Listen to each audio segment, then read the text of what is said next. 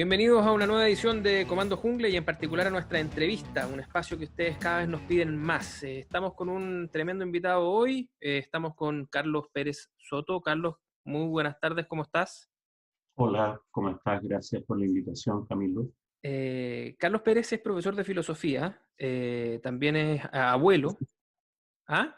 Perdón, De de física. física, es profesor de física, profesor de estado en física. Pero además tienes otros pasatiempos, entre ellos, ¿cierto? La filosofía de la ciencia, el estudio del marxismo, filosofía política y un montón de También otras. bueno, ¿Ah? soy abuelo de Gabriel, de Clarita, soy Exacto. compañero de Verónica.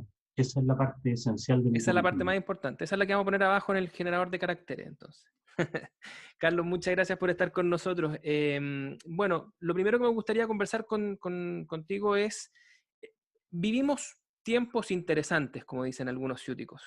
¿Ah? Y hay distintas caracterizaciones para el momento que estamos viviendo, a nivel mundial y también a nivel país. Algunos hablarán de estallido, ¿cierto? Otros de despertar, polarización, o sea, hay una ensalada de conceptos, ¿cierto?, que vienen al caso para tratar de graficar el momento presente. Me gustaría saber, desde tu perspectiva, ¿qué momento, desde el político y social, estamos viviendo actualmente? Estamos viviendo un momento lleno de posibilidades que es producto de la indignación de los chilenos comunes, que está amarrado por la impotencia que produce una izquierda que es incapaz de asumirlo y darle el contenido que la indignación de la gente requiere. Y si tuvieses que ponerle un rótulo, ¿a ti te queda bien el rótulo de estallido o estamos en una crisis política de Es una envergadura? crisis ¿Mm? política de largo alcance Ujú. que tiene muchas raíces, eh, en que el estallido es el símbolo de algo muchísimo más profundo, que es el agotamiento en las personas comunes del modelo neoliberal, de la manera en que el modelo neoliberal ha disciplinado la vida. Yo he escuchado algunas conferencias tuyas, incluso algunas de hace ya bastante tiempo, en particular una del año 2009 en la Universidad de Chile, si no me equivoco, están en la Facultad de Economía y Negocios de la Universidad de Chile, y ya en ese momento apuntaba, ¿cierto?, a que había un agotamiento del mundo social, ¿cierto?, un hastío y también una somatización de la violencia, si no me equivoco en los términos en los que lo estoy citando, que iban a ir generando progresivamente estallidos que eran no necesariamente orgánicos, ¿cierto? Pero que eran estallidos que de alguna manera estaban somatizando socialmente, ¿cierto? Esto. Y bueno, hoy día, eso que en esos años parecía una excentricidad, ¿cierto? Hoy día es una realidad concreta, material, sobre todo si uno la Parecía mira hacia atrás. ¿Ah? parecía una excentricidad para los académicos universitarios y para los analistas políticos. No, claro, Pero pero hoy personas día tiene que pruebas. los supermercados podrían haberlo anticipado. Mucha gente podría haberlo anticipado. Sí, sí. Bueno, y tú estás dentro de las personas que en algún minuto Mm. estuve, que desde ese entonces, ¿cierto? Y desde antes incluso lo estaban advirtiendo. Pero ahora que tenemos esas pruebas hacia atrás, ¿cierto? En ese momento, a mí, yo me quedé con algo que tú dijiste en esa conferencia en particular. Es que esa violencia o esa energía, ¿cierto? Iba a requerir de una izquierda radical que le diera o que acompañara programáticamente, ¿cierto?, esa energía para convertirla efectivamente en un proyecto político. Ahora la pregunta, ya no desde el año 2009, sino que mirándola hoy, es si es que existe esa izquierda radical y si No, existe ese no, programa. Ya. no tenemos esa izquierda y ese programa está enterrado en los programas grandilocuentes que tienen cientos de páginas, que hacen todos los partidos de izquierda enumerando cientos de problemas de manera casi eh, igual, ¿no? Por supuesto que hay programas y si uno pregunta, por supuesto que lo han puesto en los programas, pero lo esencial está enterrado, ¿no? En la página 40 del programa de los comunistas o del Frente Amplio o de Revolución Democrática. Seguramente ahí uno va a encontrar lo esencial. Lo que no hay es un programa radical, breve, viable, ¿no? Y con una izquierda dispuesta a convertirlo en acciones políticas. Una, y me atrevería a decir, tampoco hay una izquierda, sino que hay un montón de izquierdas, digamos. Nunca ¿Ah? hay una izquierda y nunca ha habido una izquierda y eso es muy bueno. Lo Ujú. aconsejable es que haya muchas izquierdas organizadas en red. Eso es lo preferible. Claro, eso choca un poco con la idea que uno tiene, digamos, de los partidos de clase en particular, con la idea que uno trae, ¿cierto?, de los partidos comunistas, sobre todo, ¿cierto?, de que les gusta esta sociedad bien ordenada y sobre todo la política bien ordenada. Muchas Los izquierdas, partidos de tipo soviético tuvieron ese delirio en el siglo XX, sí, pero el siglo XX terminó hace ya 20 años. No, nunca más un partido único, nunca más una línea correcta. Eso lo único que ha significado es que la izquierda pelee más con la izquierda que con la derecha. Es preferible que haya muchos partidos, muchos movimientos, muchos colectivos organizados en red, bajo, no bajo una línea correcta, sino bajo un espíritu común. oye, déjame hacer un poco, o seguir un poco con esa, no sé si es una caricatura, pero es más o menos como uno percibe, digamos, la autoimagen que la izquierda tiene de sí o la que proyecta. Sobre esa misma lógica, ¿cierto? Uno tiende a pensar que los movimientos de izquierda están permanentemente esperando esas condiciones perfectas respecto de las cuales se puede llevar adelante una revolución. Y esas condiciones perfectas Esto, rara vez ocurren. esto es efectivamente una caricatura. ¿Ah? No creo que haya, eso es efectivamente una caricatura. No creo que haya ningún partido de izquierda esperando las condiciones perfectas y creo que la mayor parte de los partidos de izquierda no está esperando una revolución. Ya. Y en las condiciones actuales, Porque estamos quiero, en el año 2020, sí, ¿no? claro, en las No condiciones estamos en actuales. 1959. No, no, no, está bien. Pero en las condiciones actuales, em, tenemos hoy día en marcha, para el caso chileno, ¿cierto?, un proceso constituyente. Y por ahí quería entrarle a la pregunta respecto de cuán perfecto puede ser. Me imagino, digamos, que es un proceso que uno se lo podría haber dibujado de una manera diferente, con alcances diferentes, habiendo sido construido sobre un acuerdo en otras condiciones, pero es el que hay y está en marcha y muchas de las izquierdas o de las izquierdas ya están embarcadas en él también como una condición de posibilidad. ¿Qué opinión te merece a ti este proceso y lo ves como algo posible o un espacio posible para una transformación del tipo radical de la que estás hablando? Yo creo que no tenemos un momento constituyente, tenemos un momento constitucional, Ujú. porque la asamblea que va a resultar no es plenamente soberana, ni siquiera es plenamente democrática, y en esas condiciones no puede refundar efectivamente el país, tiene unos límites, ¿no es cierto?, para refundar el país. Nunca un proceso constitucional y ni siquiera un proceso constituyente es el espacio para un proceso revolucionario. Son dos cuestiones de un orden completamente distinto.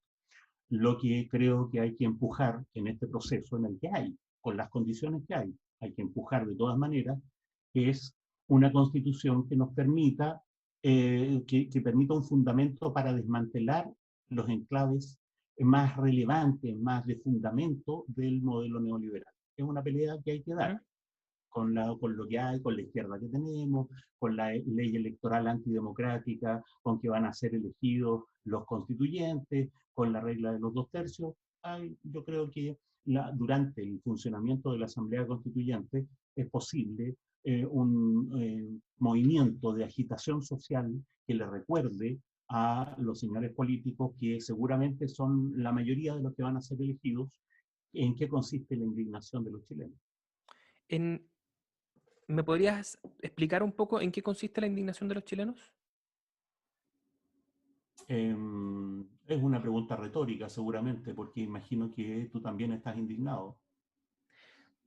Sí, no sé. Yo Ah, muy bien, muy bien. tiendo a mirarme menos indignado que que el conjunto. ¿Ah? Estás menos indignado, ya veo que estás menos indignado que el conjunto que va a los supermercados a pagar con tarjeta de crédito, que viaja, ¿no es Ujú. cierto?, como vacuno en el metro, que tiene un salario promedio, ¿no?, de menos de 500.000 pesos. El 50% de los chilenos gana un salario, ¿no es cierto?, cercano a los 400.000 pesos, que es Sí, casi un poco más que el salario mínimo.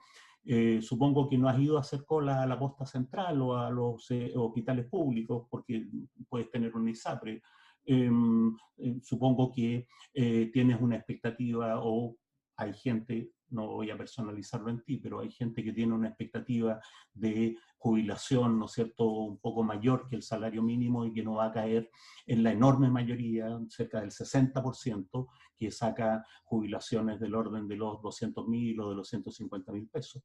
Eso es la materia concreta para mucha indignación. Ujú. El reverso de eso son los privilegios visibles, groseros, obscenos, exhibidos de manera completamente banal por los altos funcionarios del Estado, los capitalistas, los medios de comunicación a través de sus teleseries, la propaganda comercial mostrando gente bonita en un país donde en más de la mitad del país está en la pobreza. Hay mucha indignación. Menos mal que no me declaré indignado, porque habría sido un hipócrita además. Oye, pero esa indignación material o esas condiciones materiales respecto a las cuales tú estás graficando esa indignación, eh, puede tener un correlato político, debe tener un correlato político, ¿cierto? No necesariamente. ¿No? No, no, porque la política surge de la conciencia y la indignación es una premisa para la conciencia, pero no es la única. Es Ujú. necesario una tarea de pedagogía política que se hace con acciones políticas, organizándose en los barrios, organizándose, ¿no es cierto?, en comités, ahora constituyentes, organizándose en los pocos sindicatos bajo las condiciones, ¿no es cierto?, miserables de la sindicalización. La indignación es una premisa, pero Ujú. nunca ha sido suficiente. Por La eso. indignación permite una catarsis, pero no propiamente una política. Ok, es un poco de lo que estábamos hablando al inicio, sí, digamos, es una energía. Es una energía, ¿cierto? Que para entrar en la política va a tener que ser, es malo este término, pero es el que más se usa en política, conducida. ¿Ah? Pero me refiero a conducida como un conductor, como un cable, digamos, que le da espacio para entrar en, ¿cierto? Hay que No convertirlo como en una programa. dirigencia, ¿ya? Hay que convertirlo en programa. Ok, pero para allá iba, digamos, con esta indignación que tú narras como elementos concretos materiales. ¿Cuál es ese programa?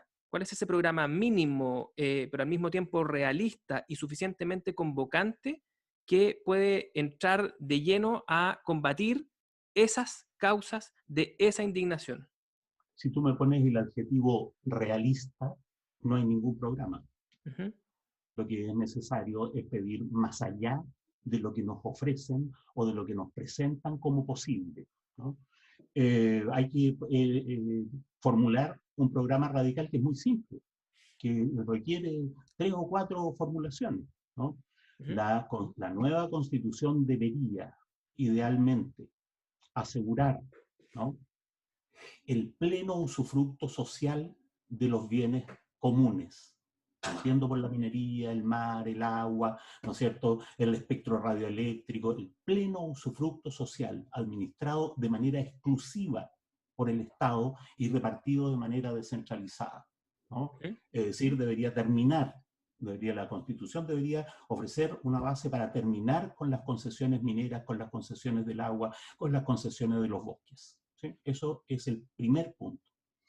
El segundo punto es que la Constitución debería prohibirle al Estado respaldar las deudas de la banca privada en el mercado financiero internacional.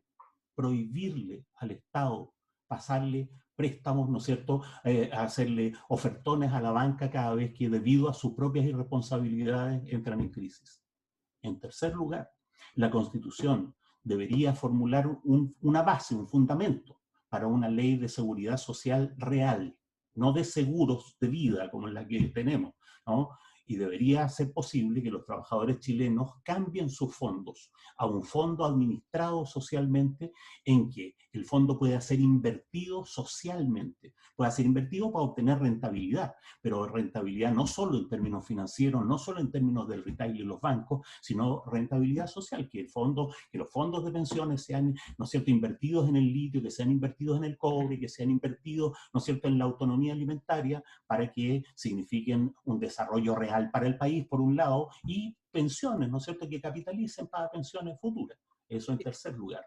Es ¿Ya? decir, los recursos naturales, la deuda privada, los fondos previsionales son el fundamento material con el que enseguida puedes financiar derechos sociales. Porque no costaría nada, y es lo que se está haciendo, ¿no? Que es lo más fácil, que es lo más populista, poner los derechos sociales en primer término, ¿no? Derecho a la educación, derecho a la salud, claro, y vamos a tener una constitución muy bonita que asegura todos los derechos, pero nos inhibe para financiarlos. Eso es lo sustantivo, ¿no?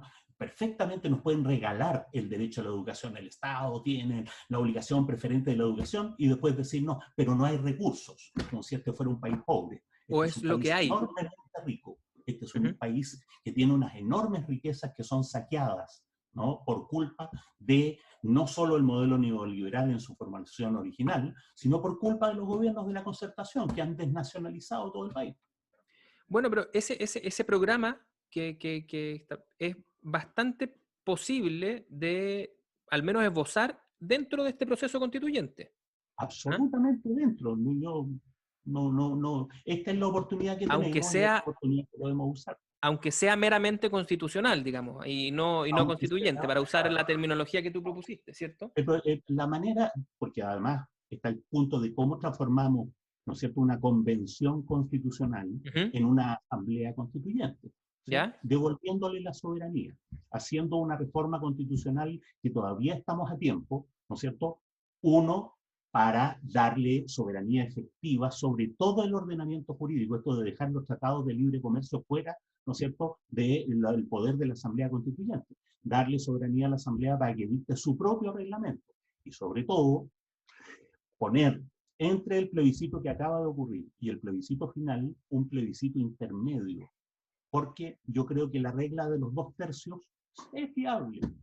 Si quieren, ¿no es cierto?, que los acuerdos constitucionales sean tomados por 2/3, Ujú. aceptémoslo. La condición es esta, que todos los acuerdos en los que la Asamblea no llegue a 2/3 se sometan a un plebiscito intermedio. Todos los acuerdos en que la Asamblea no obtenga los 2/3 se sometan a un plebiscito intermedio con alternativas constitucionales. Y siendo el plebiscito la herramienta, ¿no es cierto?, más directamente soberana, entonces la Asamblea tendrá que tomar los resultados del plebiscito. Llevemos a plebiscito la AFP, llevemos a plebiscito la propiedad del agua, llevemos a plebiscito el usufructo social, ¿no es cierto?, de la minería, llevemos a plebiscito el régimen de concesiones, llevemos a plebiscito, ¿no es cierto?, la autonomía del Banco Central o la autonomía, ¿no es cierto?, que impide fiscalizar las Fuerzas Armadas. Yo soy partidario de que la regla de los 2/3 opera de esa manera. Si opera de esa manera, tendríamos una asamblea constituyente. Ya, ahora voy a hacer trampa porque yo sé cuál es tu opinión a este respecto, porque además la he estado siguiendo, leyendo y escuchando. Pero frente a varios de los puntos respecto a los cuales sugieres un plebiscito, ¿cierto? Hay alertas de saberes expertos que advierten, digamos, de que en realidad sería, como alguna vez le escuché hace muchos años a Gonzalo Sánchez de Lozada, sería injusto entregarle, ¿cierto?, al pueblo la decisión sobre una materia tan compleja como esa. Eh, Claro, es injusto. Por supuesto que es injusto. Ujú. Yo creo que Luxig debe encontrar el colmo de injusto que los impuestos sean fijados por el criterio de la mayoría de los chilenos. A él le gustaría fijarse su propio impuesto y su propio perdonazo. Claro, pero hay uno que Pero hay uno. esa fórmula, Ujú. ¿no?, preguntarle a la mayoría de los chilenos, tiene un nombre muy antiguo. Se llama democracia. No, está bien. Pero hay uno en particular de los que mencionaste que me parece que hace más sentido respecto de la complejidad de dónde se está entrando, que es, por ejemplo, la Perdón, autonomía del Banco yo Central. no estoy de acuerdo con la premisa de que estos sean problemas muy complejos. Sí, lo sé. Por eso te Por dije que estaba así, haciendo trampa con la pregunta, porque claro. sé cuál es tu Mm. opinión respecto de esos saberes, digamos, y lo que constituyen. Pero en el caso, por ejemplo, de la autonomía del Banco Central, ¿cierto? Uno tiende a pensar que, o por lo menos he escuchado sistemáticamente, que es uno de los pilares respecto a los cuales se establece la estabilidad monetaria de un país como Chile, digamos, que ha No es vencido, cierto. entre otras cosas. ¿Ah? Eso no es cierto. La autonomía del Banco Central no asegura la estabilidad monetaria porque cada vez que hay crisis financiera internacional, el Banco Central emite irresponsablemente para financiarle la deuda a los bancos. Ujú. Entonces, ¿de qué estabilidad monetaria me están hablando? ¿No? Mira, cualquier dueña de casa, cualquier funcionario, ¿no es cierto?, de la Contraloría General de la República podría entender este razonamiento. Si yo tengo 40 millones de pesos en un banco y quiero comprarme una mesa, quiero comprarme un living, ¿pediría prestado en la banca para comprarme el living? Ahora, si yo no quiero disminuir los 40 millones de pesos, ¿no? Pediría ahorro externo a través de préstamos endeudándome con las tasas de interés, ¿no es cierto?, que me imponen, o dedicaría parte de esos 40 millones de pesos, ¿no es cierto?, a invertirlos, obtener un dividendo y juntar mi platita para comprarme la mesa. Eso lo puede entender cualquier ciudadano, no hace falta estudiar economía para eso. Muy bien. El Estado chileno ha llegado a tener 40.000 millones de dólares depositados en bancos en el extranjero solo para respaldar a los bancos nacionales. Y aún así se ha endeudado, ¿no?, para financiar, por ejemplo, la recapitalización del cobre, o incluso se ha financiado sin fondo, sin posibilidad de devolver, ¿no es cierto?, para financiar la gratuidad de la educación o cosas por el estilo. Yo no contrataría como contadores de cualquier empresa a los consejeros del Banco Central. Me parece que son unos ineptos, pero no son unos ineptos gratuitos, son intencionalmente ineptos. Perfecto. Oye, Carlos, quiero preguntarte por otro de los elementos que también he escuchado, ha estado presente en varias de tus conferencias, que es, al lado de este programa para una izquierda radical, hay también una discusión, ¿no? Tú dices, nosotros tenemos que volver a entrar en la discusión sobre la violencia. Y es un tema bien interesante porque no es que haya que inaugurar la discusión sobre la violencia está súper instalada como discusión política. Es cierto que hoy día está instalada como advertencia, e incluso como enemigo, ¿cierto? De hecho, el acuerdo constituyente o constitucional, como lo prefieres denominar, es un acuerdo por la paz social y una nueva constitución. Y trae aparejado toda una retórica respecto de hacer retroceder a la violencia, ¿cierto?, de la escena política. Yo sé que tú tienes una distinción respecto de esa violencia, de cuál Creo es, que las discusiones ¿sí? sobre la violencia son de una hipocresía realmente grosera, porque una hipocresía que consiste en distinguir como violencia un tipo de violencia específica de un actor específico. La violencia contra la propiedad privada y la violencia contra la autoridad pública. Eso es toda la violencia. Mi opinión es que la gente que se muere en las filas de los hospitales públicos, ¿no es cierto?, es víctima de violencia física, porque se muere, ¿no? Mi opinión es que las decenas de personas que perdieron, ¿no es cierto?, su capacidad ocular o quedaron ciegas durante las protestas son víctimas de violencia de Estado, de violencia de una institución que es capaz de graduar la aplicación de violencia y sin embargo la aplica de manera indiscriminada, ¿no? De tal manera que decir, ¿no?, somos partidarios de la paz, es declararse cómplices de una paz hipócrita, de una paz que es tremendamente violenta. Es tremendamente violento que la mitad de los chilenos gane 400.000 pesos al mes. Es tremendamente violento que todos los meses nos recuerden que los parlamentarios y altos funcionarios del Estado ganan 9 millones de pesos. Es tremendamente violento que tengan pasajes gratis, ¿no es cierto?, en la línea aérea, aunque sean de Santiago, ¿no? Claro, si alguien tiene que ir a Punta Arenas y es diputado, entonces pasaje gratis. Pero los diputados de Santiago también tienen pasaje gratis en las líneas aéreas. Es violento que se paguen, ¿no es cierto?, con fondos de todos los chilenos, la benzina, los peajes, ¿no?, los estacionamientos. Es violento que los directores de las empresas del Estado fijen sus propios sueldos y que frecuentemente ganen más que el presidente de la República. Es violento que nos digan que aquí hay libre mercado cuando en realidad lo que hay es colusión. Es violento que le hagan perdonazos millonarios a los capitalistas grandes y en cambio la gente esté ahogada, ¿no es cierto?, con el nivel de impuestos que le cobran. Entonces, ¿de qué violencia estamos hablando? Pero vamos a la respuesta. Concediendo el punto respecto a las múltiples formas en que la vida se hace violenta para el cotidiano de las personas. En la acción pública, en la acción política, ¿qué Tenemos lugar? derecho a la indignación Ujú, y tenemos derecho a convertir la indignación en acciones. ok. Ese derecho de convertir la indignación en acciones se llama derecho a la desobediencia civil. Tenemos derecho a la desobediencia civil y ese derecho a la desobediencia civil lo inventaron los liberales hace 300 años, ¿no? El derecho a la violencia civil tiene que ver con que las instituciones que podrían resolver esas situaciones violentas, ¿no?, visiblemente no las resuelven, visiblemente no cuentan con legitimidad ciudadana auténtica. Están entre las instituciones más desprestigiadas del país y además han sido elegidas con unas tasas de abstención realmente groseras. Entonces, si lo único que nos ofrecen, ¿no es cierto?, es que esto se puede resolver por vía institucional, tenemos derecho a ejercer desobediencia civil contra un conjunto de instituciones que carecen de legitimidad democrática. Ujú. Porque la legitimidad democrática no proviene solo del tipo de ley con que los parlamentarios o los directores de las empresas del Estado son elegidos. La legitimidad democrática proviene de la participación efectiva, de la fiscalización, de la transparencia. Y en Chile no hay transparencia, no hay participación, se gobierna a dedo, se gobierna por decreto, es tremendamente violento que la institución más desprestigiada de este país nos imponga un acuerdo que ellos, de sí ante sí, llaman acuerdo por la paz. Ellos son los que generan violencia y nos vienen con el cuento de que el acuerdo es por la paz.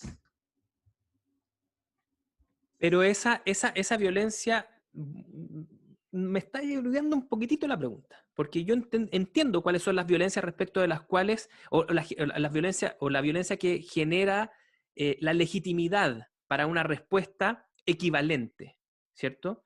Pero la pregunta es, por ejemplo, No, eh, tenemos derecho a la huelga, a ¿ya? la marcha, a la toma. Ya. Tenemos derecho a un pueblo movilizado en la calle. Tenemos derecho al paro, ¿no? Tenemos derecho incluso a no pagar impuestos. Eso Ujú. es lo que los liberales hicieron hace 300 años. Eso se llama desobediencia civil. O la evasión, digamos, del metro que inició lo que nosotros hoy día llamamos el estallido, por Tenemos ejemplo. derecho a Ya, expresar nuestra indignación como acciones políticas. perfecto. ¿Y cuál, al lado de esa indignación política violenta, ¿cierto? Legítima, cuál sería una violencia ilegítima desde el punto de vista político? Siguiendo la misma línea de análisis. A mí me parece que es absolutamente ilegítimo ser asaltado por los supermercados cada vez que voy a comprar. Ujú. Esa es una violencia ilegítima.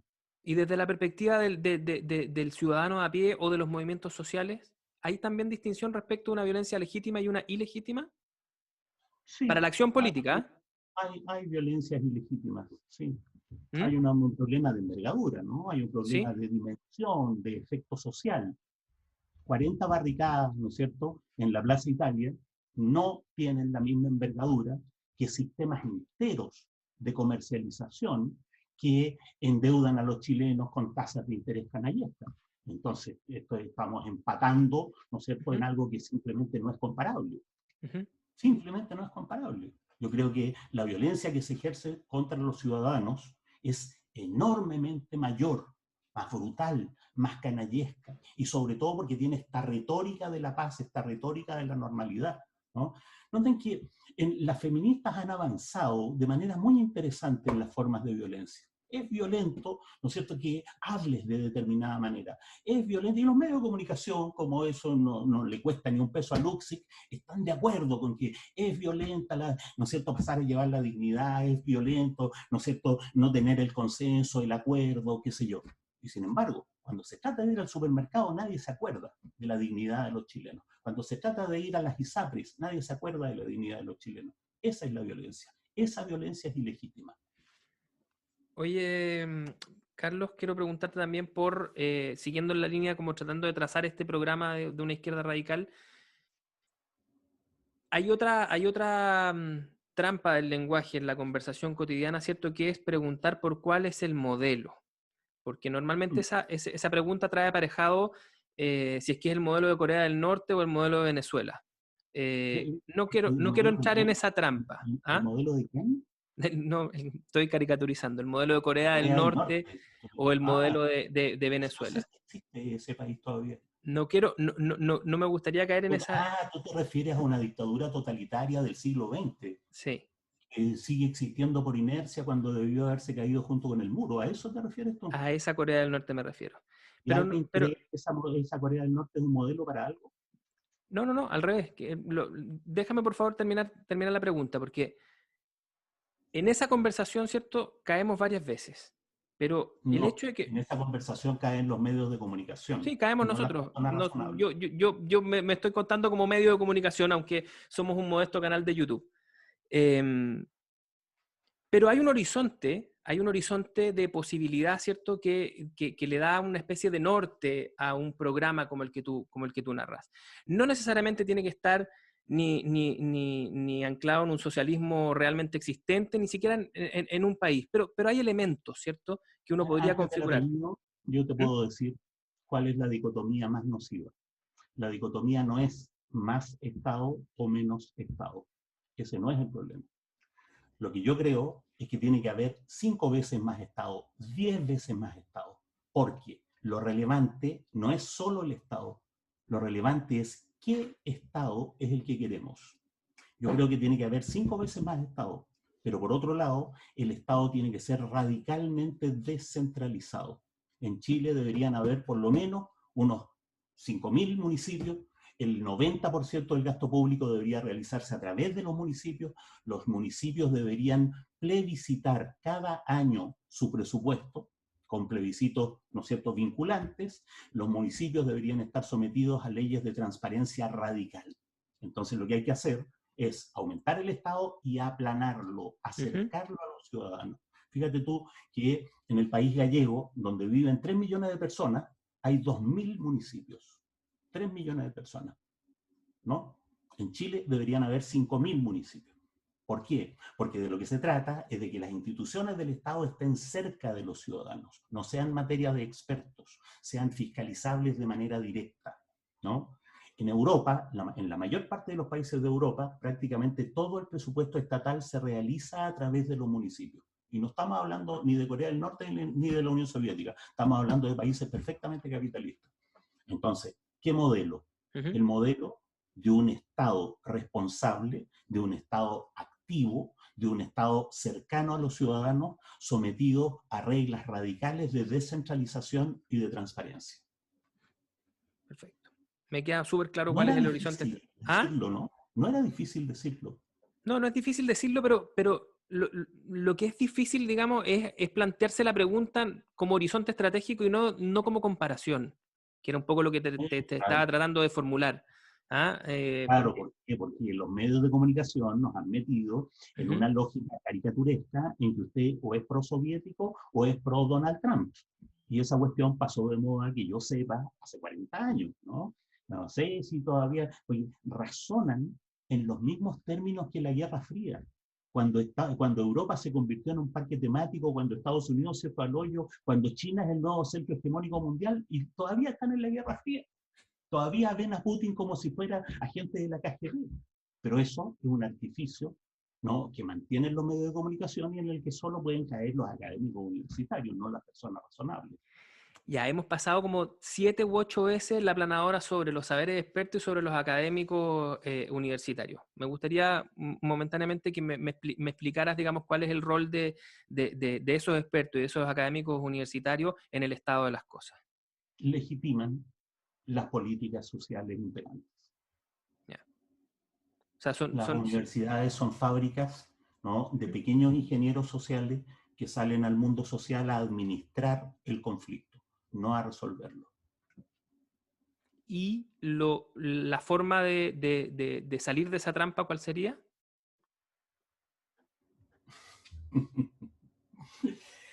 Las universidades deberían desarrollar el saber. ¿Ya? En Chile y en todo el mundo civilizado debería haber un sistema de institutos de investigación tecnológica de muy alto nivel que se dediquen a proponer soluciones concretas para problemas concretos. Por supuesto, hay gente que va a investigar los hoyos negros y hay gente que va a investigar, ¿no es cierto?, el latín del siglo III antes de Cristo. Eso es muy bueno. Por supuesto, va a haber facultades de bellas artes que se van a preocupar de lo bello y otras de lo bueno y otras de lo verdadero. Pero la idea original de las universidades napoleónicas, ¿no?, es que la universidad era muy chica y en cambio los institutos politécnicos eran muy grandes, como el Instituto Max Planck, como los hospitales europeos que tienen la Facultad de Medicina dentro del hospital y no en una universidad, como el École Normale Supérieure, que es una escuela para formar profesores, no para investigar la ciencia de la educación. El tránsito entre el saber ¿no es cierto?, teórico y el saber efectivo, ¿sí?, debería tener todo su fuerza, ¿no es cierto?, en el saber efectivo. Y un correlato Institutos en ingresos, me imagino. ¿Mm? Y un correlato en ingresos, porque también hay una tremenda disparidad en ingresos dentro de esos dos saberes. Si las universidades estuvieran organizadas de esa manera, te aseguro que los egresados de los institutos politécnicos, como los egresados del Instituto Max Planck, ganarían más en el mercado laboral que los egresados de la Universidad de Frankfurt. Eso es real ya en países capitalistas. No veo por qué no pueda ser cierto en América Latina. Profesor Pérez, se nos va bien rápido el tiempo de estas entrevistas, pero no me gustaría dejar de preguntar por la coyuntura, en este caso política. Aparte del proceso y el cronograma constitucional, ¿cierto? Tenemos una multiplicidad de elecciones que terminan, como la guinda de la torta, ¿cierto?, con una elección presidencial y parlamentaria. Especial porque además va a estar probablemente coexistiendo con todo el proceso de una formación constitucional o constituyente. Este proceso, digamos, hoy día se está enfrentando desde una multiplicidad de partidos que hoy día se entienden en la oposición, ¿ya? Que es una masa muy diversa. Probablemente una parte más chiquitita de esa oposición pueda entenderse como una oposición de izquierda. ¿Cómo ves tú ese proceso que además trae aparejados nombres ya? Ya trae aparejados nombres, proyectos, digamos, nombres de movimientos y partidos y nombres y proyectos de candidatos presidenciales. ¿Cómo estás viendo ese Bueno, yo proceso? como soy un intelectual erudito que enseño sobre Hegel, te lo puedo decir en alemán.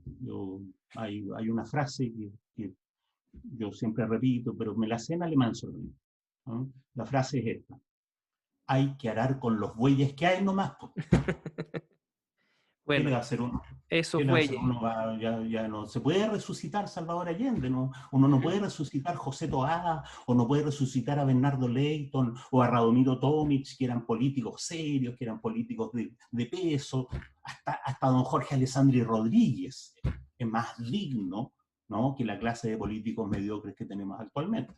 Entonces, Totalmente. me quieres hacerme pronunciar, ¿no es cierto?, sobre o enanos, sobre hormigas, ¿no? No, bueno, veamos ahí cuál de todos los enanos mide 1 centímetro más y vayamos. Yo soy partidario de la vía electoral porque creo que todas las peleas hay que darlas. Yo no soy partidario de la abstención porque creo que los gobiernos burocráticos gobiernan gracias a la abstención. ¿Sí? Yo creo que abstenerse de cualquier proceso político es simplemente dejarle todo, ¿no es cierto?, el juego al poder. Piensa tú que hay países en América Latina en que se gobierna con el 20% del electorado, como en Colombia, ¿no?, en que hay presidentes que han sido elegidos con un 80% de abstención y gobiernan como si fueran legítimos y llevan representantes a la OEA y a las Naciones Unidas, ¿no es cierto?, y aparecen hablando ante la Asamblea de las Naciones Unidas como si representaran un pueblo, ¿no? Abstenerse en este tipo de administración de la democracia no sirve para nada. Entonces hay que ir a todas las peleas, apoyar los güeyes que hay, y si hay uno que tiene 1 centímetro más que los otros, bueno, poner la esperanza en ese. Me imagino, con un límite en alguna frontera. Ese límite es la antigua concertación, ese límite es... ¿Dónde tú pondrías ¿Desde dónde comenzaría ese ejército de Lo que yo enanos que creo, son lo que yo susceptibles de creo ser es que elegidos? hay que tratar de organizar la política chilena en 3, nunca más en 2. Es sano, es bueno, es un ejercicio democrático que en Chile haya definidamente un centro político y no una derecha que se presenta como centro político.